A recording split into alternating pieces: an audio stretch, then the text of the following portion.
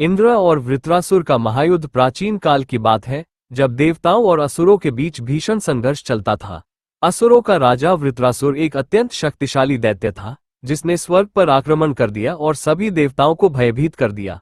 उसने नदियों का प्रवाह रोक दिया, जिससे संपूर्ण पृथ्वी पर सूखा पड़ गया। इस आपदा को देखकर देवताओं के राजा इंद्र अत्यंत क्रोधित हुए। वे अपनी दिव्य सवारी ऐरावत पर सवार होकर युद्ध के लिए निकले। उनके हाथ में उनकी अमोघ शक्ति वज्र था, जो स्वयं भगवान विष्णु और ऋषि दधीची की हड्डियों से बना था। युद्ध का आरंभ जैसे ही इंद्र ने युद्ध का बिगुल फूंका, आकाश घने बादलों से ढक गया, बिजली कड़कने लगी और चारों ओर अंधकार छा गया। इंद्र ने अपने वज्र से वृत्रासुर पर पहला प्रहार किया, लेकिन वह अत्यंत शक्तिशाली था।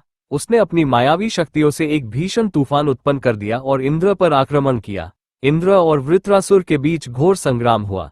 वृत्रासुर ने अपनी विशाल आकृति से आकाश को ढक लिया। उसकी लाल चमकती आंखें और विशाल फन देखकर देवता भी भयभीत हो गए।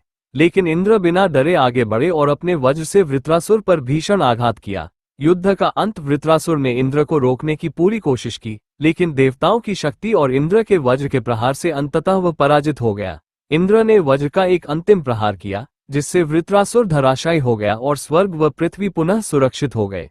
इस युद्ध के बाद देवताओं ने इंद्र की जय जयकार की, वर्षा फिर से शुरू हुई और पृथ्वी हरी भरी हो गई। इंद्र ने अपना धर्म निभाया और संसार में संतुलन स्थापित किया। निष्कर्ष इस कथा से हमें ये सीख मिलती है कि धर्म और सत्य के मार्ग पर चलने वाला व्यक्ति, चाहे कितनी भी कठिनाइयां क्यों न आए, अंततः विजयी होता है।